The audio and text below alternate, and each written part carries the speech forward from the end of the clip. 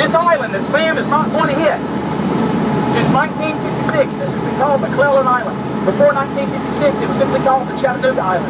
It does not matter where you're from, North Carolina, Alabama, New York City, it does not matter. There's places like this island all around the country. Now, it's a place that some of the people on the boat don't know about yet. Watch where you're going, yet, okay?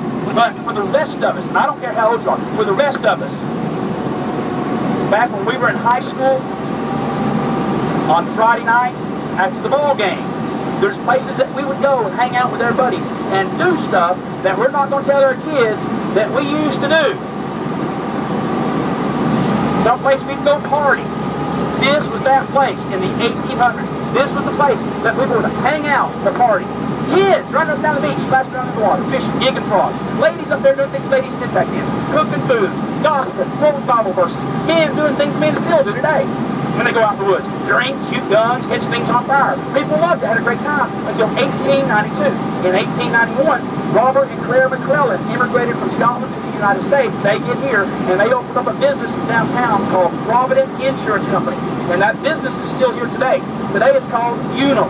Unum Insurance is the nation's largest insurance company for people with a disability. And the McClellans are stinking filthy rich. In 1892, Robert and Claire built that yellow house right there on the start. Now, for the men, you're so easy, guys. That yellow house right there. For 5 years, if I just stopped right there and said yellow house, the women on the boat, every one of them would go, what? Is he talking? What? Yellow? I don't see it. It's the yellow house. Women, it's the cream-colored English Tudor-style house. Okay? They built it and moved into it. And they hated it from day one.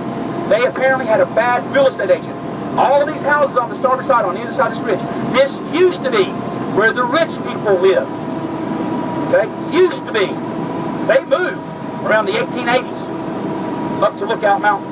Lookout Mountain, Tennessee is still the state's third wealthiest community, and I'll tell you about that in a little bit. When they moved in, their neighbors, people like me, not rich, loud, hung out over here all the time. They hated their neighbors. The only church in downtown at the time was St. Paul's Episcopal Church, built 1881. Sundays after church, Mrs. McClellan would invite her rich Lookout Mountain lady friends to come visit her at her house on the river before those women went back up the mountain for the rest of the week. And on Sunday afternoons up there on the back porch, those women drinking margaritas like this, playing cards, talking about rich lady things. And all the rednecks over here, minding their own business, partying, embarrassed her. Kids were running around naked.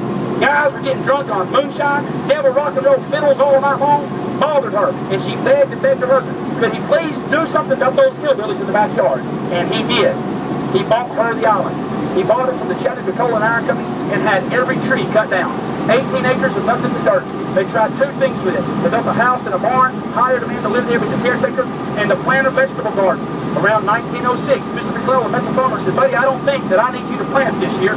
You see, I went and bought me some cows. I don't know how country you are. Does anyone know how many acres of land does one cow need to live all year long? That's a happy cow. 2 to 3 acres. 2 to 3 acres for one cow. Now, for easy math, we're just going to say 2, okay?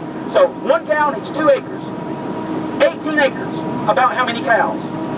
9. 35.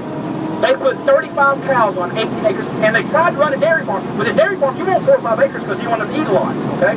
The dairy farm lasted almost 7 months. The biggest problem they have, the cows can't escape. It's an island. They didn't starve in 7 months. Cows can't swim. Before TVA, when it rained, it would flood. The worst flood in Chattanooga's memory was the flood of 1867. This is before the McClellans were here, okay? But look at that big building on the other side of the bridge. That's the Hunter Art Museum. There's photographs inside the aquarium taken 1867 during the flood. You can't see that bluff. The river is over the bluff. Parts of downtown were under up to 60 feet of water. Worst flood in memory, 1867. The flood of 1906 was over the island. Mr. McClellan woke up that morning, made a pot of coffee, stepped out on the back porch and smoked a cigarette. But guess where he saw the cows? Belly up, floating to Alabama. Big old thing of beef stew. Made him mad, and he just gave up. Let the trees grow back on the island. 1956, the McClellan Foundation donated the island to the Chattanooga Audubon Society. Good job, Captain Sam. Hop on down. You did an awesome job. Arrgh. What's your step right here? Good job.